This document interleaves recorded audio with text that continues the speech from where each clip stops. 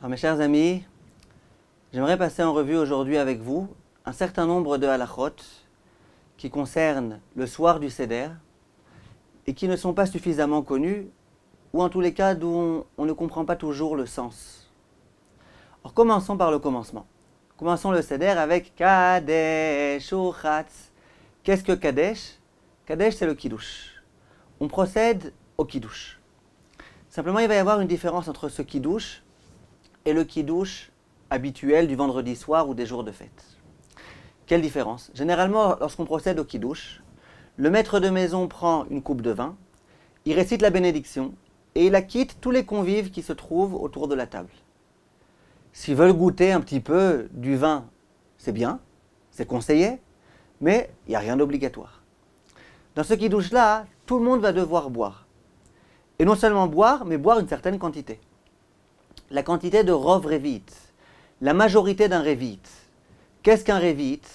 Un Revit, c'est 86 millilitres. Si un jour vous oubliez, c'est la valeur numérique du mot kos. Kos, c'est un verre. Kav, c'est 20. Vav, c'est 6, ça fait 26. Et sa mère, c'est 60, ça fait 86. 86 millilitres, c'est ce que la coupe de vin doit contenir. Mais je ne suis pas obligé de tout boire. Il faut que je bois le rov, la majeure partie de ce Revit. C'est-à-dire que si j'ai bu 44 millilitres, je suis acquitté.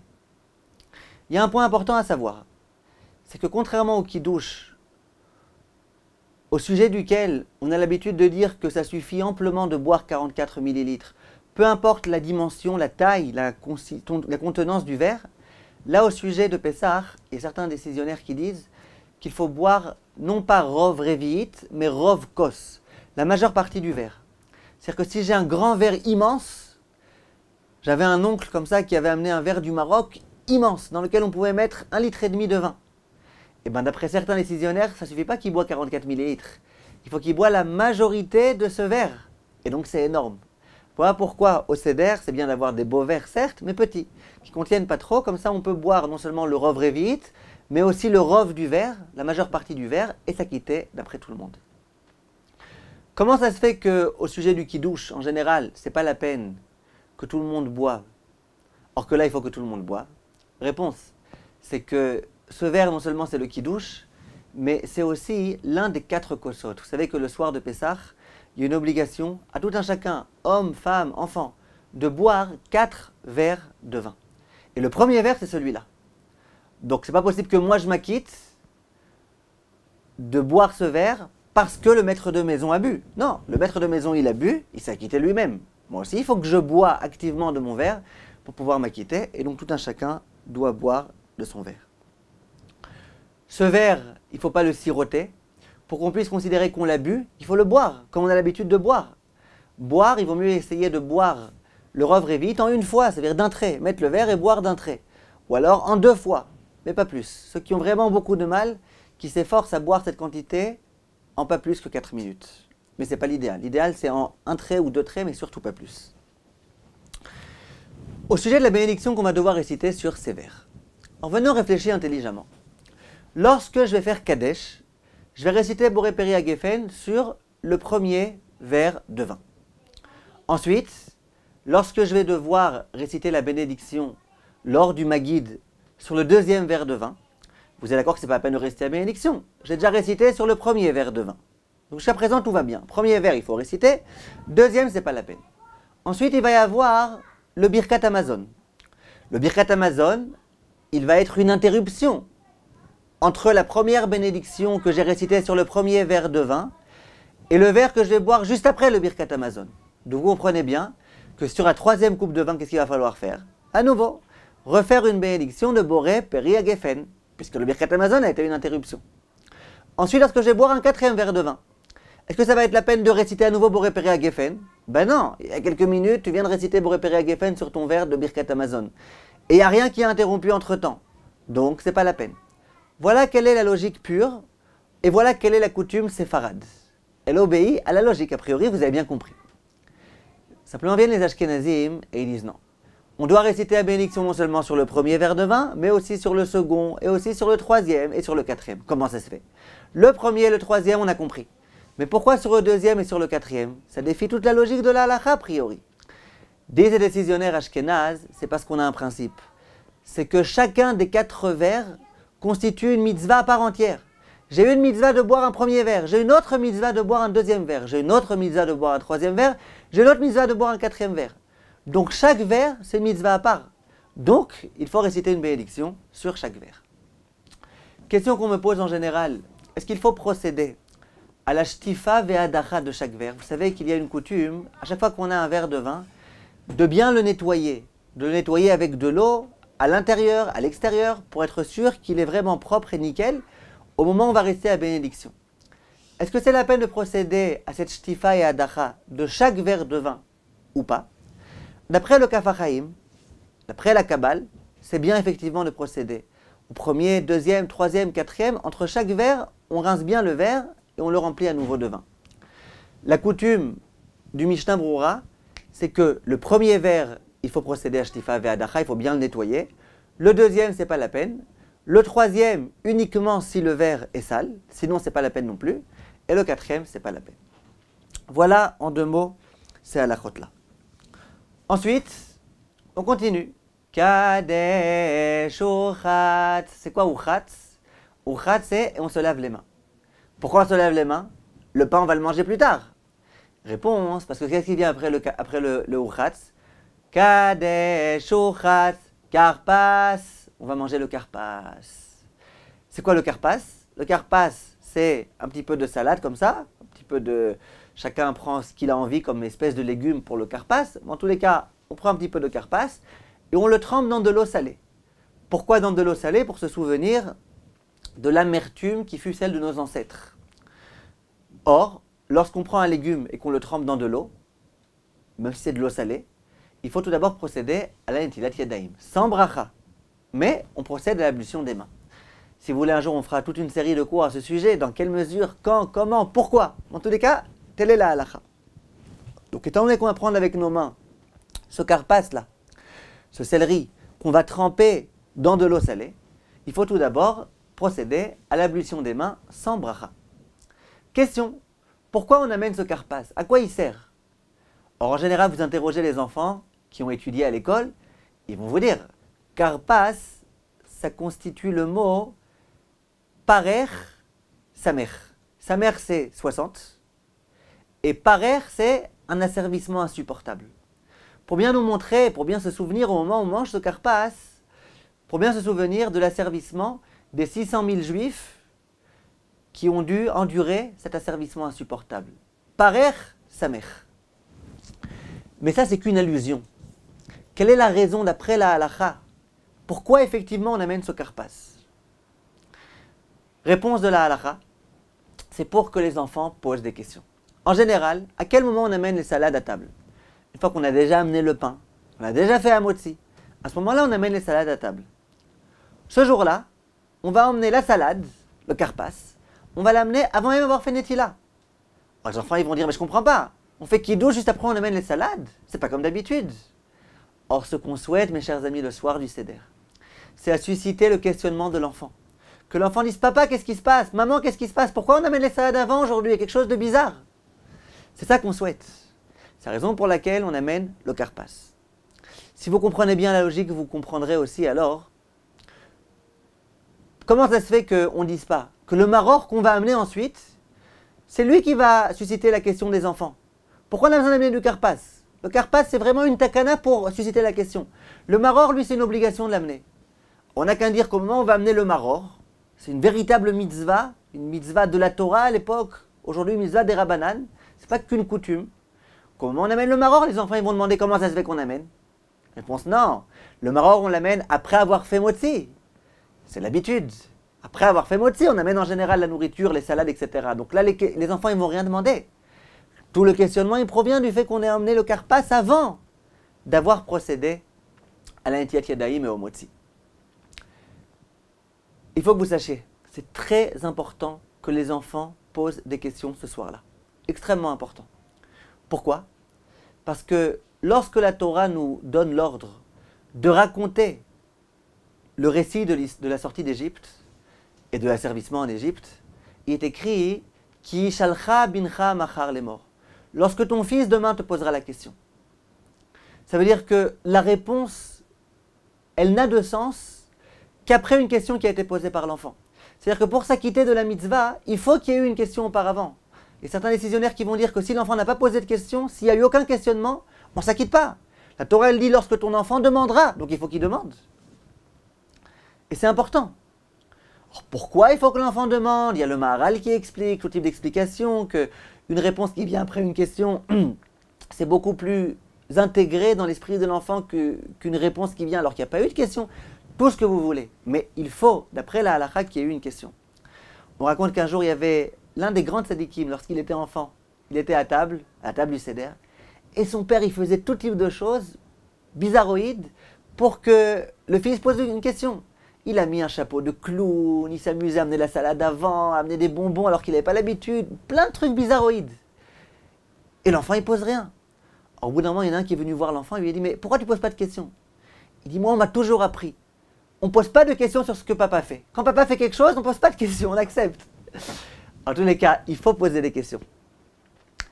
Et la façon dont on suscite la question, entre autres, c'est en amenant ce karpas. Sur le karpas, on va réciter la bracha de Boré Peri Adama. Et on va avoir l'intention d'acquitter le maror qu'on emmènera ensuite. En effet, je vous pose une question. Lorsqu'on va amener le maror, c'est vrai qu'on aura déjà fait un motzi sur le pain, sur la matzah. Simplement, le maror, c'est une salade. Une salade qui ne vient pas pour accompagner le pain. Dans un premier temps, en tous les cas, on mange le maror tout seul. Ça ne vient pas pour accompagner le pain. Ça ne vient pas pour rassasier. Donc, a priori, on devrait faire Boré Peri Adama sur ce maror. Comment ça se fait qu'on ne fera pas Boré Peri Adama sur le maror? Réponse, parce qu'on a déjà fait Boré Peri Adama sur le karpas. Donc, le Boré Peri Adama qu'on a fait sur le karpas, il faut avoir l'intention que ça acquitte le maror. Attention, le karpas, lorsqu'on le mange, ce n'est pas la peine de s'accouder. Et il faut essayer, a priori, de faire attention à ne pas en manger une trop grande quantité. Il faut en manger moins que 28 grammes. Parce que si on en mange plus que 28 grammes, on rentre dans un problème. Peut-être qu'il faudrait faire un nefashot après. Et après, on va avoir un problème avec le maror. Bref, on mange une petite quantité. Ensuite, il faut... on va continuer le seder. Donc, Kadesh, Ochas, Karpas... Yachatz, on coupe la matzah en deux, ça tout le monde connaît. Yachatz, Magid, on va raconter l'histoire. Et ça, c'est la partie la plus intéressante. Les enfants, en général, ils ont déjà envie qu'on amène la nourriture, pas qu'on raconte des parachiotes. Mais en tous les cas, il faut essayer de les captiver. Magid, Rochza, après on fait une Netilat Yadayim, là, la vraie de vraie, une Netilat Yadayim avec bracha, parce qu'on va s'apprêter à manger de la matzah. Et ensuite, on en arrive à Motzi Matzah. Motzi Matzah, c'est l'accomplissement d'une double mitzvah, a priori. Première mitzvah, Motzi. On va manger du pain, on va s'apprêter à faire un repas. Donc on mange. Comme à Shabbat, on mange du pain. On fait la bracha de Hamotzi Lechem min haaretz. Mais là, en dehors de ça, il y a une autre mitzvah. La vraie mitzvah, la grande mitzvah de l'année. La mitzvah de la Torah de manger de la matzah. Et ça ne suffit pas de dire Hamotzi Lechem min haaretz. C'est une bracha qui a été instituée sur cette matzah, à l'achilat matzah. Mais là, j'aimerais bien attirer votre attention sur un certain nombre de points. Vous aurez remarqué que sur la table du Seder, on a 3 matzot. Une matzah en dessous qui est entière, une matzah au-dessus qui est entière, et une matzah au milieu qui est coupée. On l'a coupée au moment où on l'a divisée en deux, une partie pour la ficomane, une partie on l'a laissée ici. Quel est le sens de ces matzot? Là, il y en a 3, on ne comprend pas très bien. Pourquoi il y en a une coupée au milieu? Pourquoi pas 2? En général, il y en a 2. Shabbat, il y a 2 matzot, il y a 2 pains à table.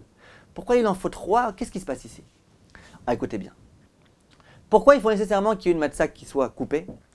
Parce qu'il est écrit dans la Gemara que ce pain, il s'appelle lechem oni. C'est un pain de pauvreté. Vu le prix au kilo, on n'a pas l'impression. Mais en tous les cas, c'est censé être un pain de pauvreté.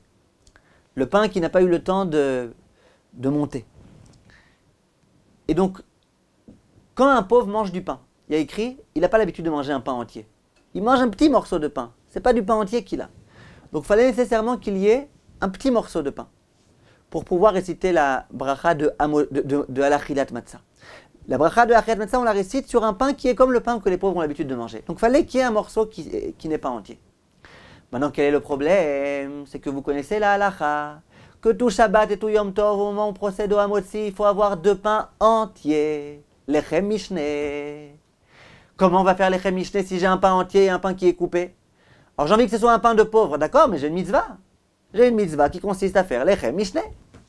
Alors là, écoutez bien, qu'est-ce qu'on fait? On a dans la main 3 matzot. Dans les 3 matzot, il y en a 2 qui sont entières. On prend les 3 matzot dans la main et on fait Hamotzi lechem min haaretz. Hamotzi lechem min haaretz, c'est ce qu'on a l'habitude de faire le Shabbat, c'est ce qu'on a l'habitude de faire pendant les jours de fête, à Yom Tov. Hamotzi lechem min haaretz. Pour lechem Mishneh, il faut avoir fait Hamotzi lechem min haaretz. Ça veut dire, lorsque je fais Hamotzi lechem min haaretz, si j'ai un double pain, un lechem Mishneh, je quitte. Ensuite, je laisse tomber la matzah du bas, qui était entière. Maintenant, j'ai plus besoin de lechem Mishneh, j'ai déjà fait Hamotzi lechem min haaretz. Maintenant, j'ai besoin de m'acquitter de l'obligation de manger la matzah. Manger la matzah, à l'achilat matzah, j'ai plus besoin d'avoir 2 pains entiers. 2 pains entiers, c'était pour Hamotzi lechem min haaretz. Donc ça, je laisse de côté l'autre. Moi, dans ma main, j'ai un pain entier et un pain coupé. Et là, je fais Baruch Ata Hashem à l'achilat matzah. Simplement, là, j'ai un doute. Est-ce que l'essentiel, c'est le pain coupé? Ou est-ce que l'essentiel, c'est le pain entier qui accompagnait le pain coupé? C'est la raison pour laquelle, à ce moment-là, ce qu'on s'efforce de faire, c'est de manger un petit peu des deux. Un peu du pain entier, un peu de la matzah du haut qui est entière, et un peu du pain coupé. Et ceux qui veulent vraiment bien faire, l'idéal, c'est de manger 2 kazeitot. 2 fois 28 grammes. 28 grammes de celui d'en haut, et 28 grammes de celui qui est coupé. Puisqu'on ne sait pas très bien lequel est le plus important. En général, on n'a pas des matzot énormes, donc c'est tout juste si on a 28 grammes dans le petit bout qui est coupé, effectivement. Mais alors on prend un petit peu de celui-là, un petit peu de celui d'en haut, qu'on distribue à chaque personne, et après on complète avec des autres matzot. En général, on essaye que ces autres matzot aient été à table au moment où on a récité ces bénédictions de l'achilat matzah. Comme ça, on est tranquille et on n'a aucun problème. Voilà, j'espère que vous avez bien compris, c'était un tout petit peu compliqué, mais je vous fais confiance. Lorsqu'on mange cette matzah, lorsqu'on boit les verres, il faut être accoudé. Accoudé, c'est pas faire semblant. Accoudé, c'est pas mettre la main comme ça, comme si on était triste, comme si on était inquiet. Accoudé, c'est vraiment se mettre à 45 degrés, tranquillement, du côté gauche. C'est de cette façon-là qu'on doit s'accouder, comme des bnei chorim, comme des gens qui sont complètement libres. Ceux qui ont l'habitude, les gens d'Algérie, de Tunisie, comme ça, de s'asseoir sur des couffins, alors eux qu'ils le fassent, en général, vraiment, c'est la liberté, la vraie liberté. En combien de temps il faut faire en sorte de manger cette matzah? Il faut essayer a priori pour ceux qui peuvent, en 2 minutes. Parce que certains décisionnaires disent que le temps de Keder Achilat Pras, c'est 2 minutes. Le temps le plus retenu, c'est 4 minutes. Il y en a qui veulent dire que ça peut être même jusqu'à 7 minutes. Mais a priori, on s'efforce de manger le premier kazaït en un laps de temps de 4 minutes. Ceux qui peuvent 2 minutes, c'est le mieux. Donc vous comprenez bien qu'il ne faut pas parler. Si on parle et qu'on commence à décider de est-ce que la matzah est bonne ou pas bonne, est-ce qu'il vaut mieux les matzot qu'on a achetés l'année dernière ou pas, et combien ça coûte et machin, on n'a aucune chance. Il faut manger et ne faire que manger. Bientôt on va expliquer pourquoi en dehors de ça, c'est pas bien de parler à ce moment-là. En tous les cas, pour l'instant, il faut s'efforcer de manger ça à ce moment-là. Avoir l'intention au moment où on mange de s'acquitter de la mitzvah de la consommation de la matzah qui est une mitzvah de la Torah. Il y a des matzot qui sont molles. Ces matzot-là, en général, on peut manger une toute petite quantité et avoir déjà un kazaït. Donc, c'est conseillé pour les personnes qui ont du mal à manger les matzot comme ça, qui ont du mal à manger une demi-matzah, ou qui ont du mal à manger en général une matzah entière, ça fait un kabetza. Les gens qui veulent manger un kabetza mais qui ont du mal, ils peuvent s'acheter des chalot molles, des matzot molles. En général, c'est déjà beaucoup plus simple. Maintenant, j'aimerais vous dire, mes chers amis, un chidouche. Je sais que c'est un chidouche, je sais que c'est pas connu, je sais que ça va embêter quelques personnes, mais je vous fais confiance. J'ai un ami aujourd'hui qui m'a dit, moi je connais les gens qui écoutent vos cours sur Torah Academy. C'est des gens sérieux. Comme ça il m'a dit. Il m'a dit, les gens qui sont sur Torah Academy, c'est tous des gens sérieux. En tous les cas, c'est l'impression qu'ils m'en donnent quand je vois leurs commentaires, leurs questions-réponses. C'est des gens sérieux. Donc puisque vous êtes sérieux, mes chers amis, je vous donne aujourd'hui un grand chidouche. C'est le Shulchan Aruch qui l'écrit. Écoutez le chidouche. Après avoir fait Motzi Matzah, qu'est-ce qu'on va faire? On va manger le maror. Sur le maror, on ne fera pas Boré Peri Adama, puisqu'on l'a déjà fait sur le Karpas. Simplement, sur le maror, il y aura une bracha. à l'achilat maror, c'est une mitzvah. Midera banan, aujourd'hui on n'a pas de Beth Amikdash de manger le maror. Il y a une bénédiction à réciter. Très bien. Après le maror, qu'est-ce qu'il y a? Maror, korer. C'est quoi korer? Korer, c'est on prend une matzah, on prend du maror et on fait un sandwich. Pourquoi on fait ce sandwich? Pour s'acquitter de l'opinion de Hillel. Hillel, il disait, au moment du Korban Pessah, on ne mangeait pas que du maror, on ne mangeait pas que de la matzah, on mangeait matzah avec maror et korban. Il dit donc aujourd'hui aussi, il faut se souvenir du Korban Pessah, et donc il faut manger matzah plus maror, et donc on fait un sandwich. Alors bien sûr le maror on le trempe dans le charoset, il y a des gens qui font une erreur, qui mangent de la charoset avec du maror. Le maror il est genre secondaire par rapport à la charoset. Dans la écrit c'est pas bien comme ça. Le maror c'est l'essentiel, le charoset il est vraiment, il doit être secondaire. Et pourquoi? Parce que le charoset ça a un bon goût. Le maror, c'est censé être amer. Bon, si on prend le maror et qu'on le trempe dans le charoset, et qu'il y a beaucoup plus de charoset que de maror, ou qu'il y a beaucoup de charoset, il n'y a plus le goût de l'amertume dans le maror, il y a un problème. Donc il y a écrit, on prend le maror, on le trempe dans la charoset, après on les poussette un petit peu comme ça, pour qu'il ne reste plus tellement de charoset dessus. Parce qu'il faut qu'il y ait du charoset, mais pas trop. Donc, la question que je vous pose est la suivante. J'ai fait à la chilat matzah sur ma matzah. D'accord? Il a fait. J'ai fait à la chilat maror sur mon maror. Maintenant, à quel moment je vais véritablement accomplir cette mitzvah-là d'avoir mangé ma matzah ou mon maror d'après Hillel, au moment où je vais faire le sandwich? Avant le sandwich, je ne suis pas acquitté. D'après Hillel, pour m'acquitter de matzah et de maror, il faut que je fasse le sandwich. Donc écoutez bien. Imaginez que je fais la bracha de à la chilat matzah sur ma matzah. Et qu'après je papote. Après, je prends mon maror, je fais à la chilat maror, je mange mon maror, et je papote. Et après, je vais manger mon sandwich. Il y a eu une véritable interruption entre la bénédiction de la chilat matzah, la bénédiction de la chilat maror, et le moment où je vais venir m'acquitter de cette consommation de matzah et maror ensemble. Or, c'est un problème. Si la halakha est comme Hillel, si vraiment je souhaite m'acquitter comme Hillel, il faut qu'il y ait une bracha. Il faut que la bracha, elle puisse se reposer sur cette mitzvah-là. Or, il n'y a plus de mitzvah, il n'y a plus de bracha. Au moment où je fais la mitzvah, il n'y a plus de bracha. Donc c'est un problème. Je ne dis pas qu'on ne s'acquitte pas, mais en tous les cas, pas de la façon la meilleure. C'est la raison pour laquelle le Shulchan Aruch vient et il écrit de façon explicite que il ne faut pas parler entre depuis le moment où on fait la bracha de halachilat matzah jusqu'au moment où on va manger le korer, il ne faut pas parler. Alors bien sûr, s'il y a des choses urgentes qui sont à proprement liées au maror, amène-moi un peu de charoset, quelque chose, on peut.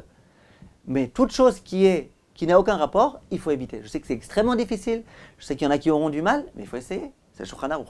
Si vous voulez toucher du doigt le problème, le biur halacha, le Chafetz Chaim, lui dit, moi j'ai un problème.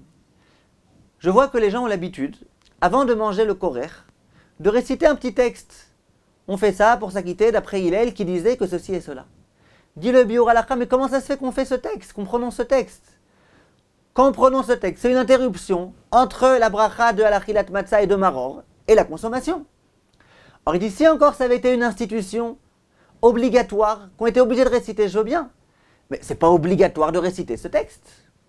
Et dit le biur halacha, moi je pense que le mieux, c'est d'abord de manger le korer et après de réciter ce texte. Alors c'est vrai que la coutume, c'est pas comme ça. Et c'est vrai qu'on a sur qui se reposer. Mais il n'empêche qu'en tous les cas, vous voyez combien le Chafetz Chaim a pris à cœur la halakha du Shulchan Aruch, qui consiste à ne pas parler, à tel point qu'il a voulu effacer cette phrase de la Haggadah, qu'il a voulu la mettre après. Donc vous voyez que sans raison, il faut essayer à tout prix de ne surtout pas s'interrompre. Ensuite, la ficomane. La ficomane, il faut la manger a priori avant Chatzot, avant minuit. Vous regarderez dans les calendriers, selon l'endroit où vous vous trouvez, c'est quoi le minuit d'après la halakha. Mais il faut s'efforcer de la manger avant Chatzot. La ficomane, il faut la manger avec appétit. C'est-à-dire qu'il ne faut pas trop se nourrir avant. Il faut laisser de la place pour manger de la ficomane. Si quelqu'un n'a plus aucun appétit, il ne peut pas s'acquitter de la mitzvah. Donc il faut garder encore un petit peu d'appétit malgré tout. Entre nous, la matzah c'est bon. Donc dans tous les cas, même si on n'a plus beaucoup d'appétit, on peut encore garder un petit peu. Ensuite, a priori, si on veut s'acquitter de la ficomane, il suffit de manger un kazaït. Quelqu'un qui mange un kazaït, il est acquitté. Celui qui veut mieux faire, l'idéal c'est qu'il mange 2 kazaïtot. Pourquoi? Un kazaït pour la ficomane et un kazaït en souvenir du Korban Pessah. Le Hallel, il y a aussi beaucoup de décisionnaires qui disent qu'il vaut mieux avoir fini de le réciter avant Chatzot. C'est déjà moins urgent que la ficomane, mais vu que beaucoup de décisionnaires disent qu'il vaut mieux, on s'efforce de le faire. Et ensuite, mes chers amis, la nuit ne fait que commencer. Il est déjà minuit, 1h, on a toute la nuit devant nous. Le Shulchan Aruch écrit, et je vous répète, ce qui est écrit dans le Shulchan Aruch, c'est une halacha. Ce n'est pas une coutume. Le Shulchan Aruch écrit, on est chayav, on a l'obligation, cette nuit-là, de continuer à parler de la Yetziat Mitzrayim, jusqu'à ce qu'on s'endorme. C'est une halacha. C'est pas il vaut mieux. On doit raconter, le père avec ses enfants, le grand-père avec ses petits-enfants, on doit continuer. On peut rester à table, on peut s'asseoir sur un fauteuil si on veut. Raconter, jusqu'à ce qu'on s'endorme. Jusqu'à ce qu'on soit tellement fatigué qu'on s'endorme. Tant qu'on ne s'est pas endormi, il faut continuer à raconter. On peut raconter les 10 plaies. Il y a tellement de choses fabuleuses à raconter. Il y a des agadotes tellement belles, avec des belles images, dans lesquelles on voit de quoi ça avait l'air exactement les plaies, dans lesquelles on rapporte des midrashim. Il y a des tas de choses. Simplement, il faut se préparer. Un père qui se prépare bien à ce seder, qui s'organise bien, eh bien, il peut être sûr d'avoir Bezrat Hashem un seder en bonne et due forme. Il aura de quoi raconter, il peut s'inspirer un petit peu des cours qu'on fait sur ce site, qu'il y a ailleurs. Il peut s'inspirer de tout cela et il aura largement Bezrat Hashem de quoi raconter. Pessah Kasher Vesamer, mes chers amis, et à bientôt. Kol Tov.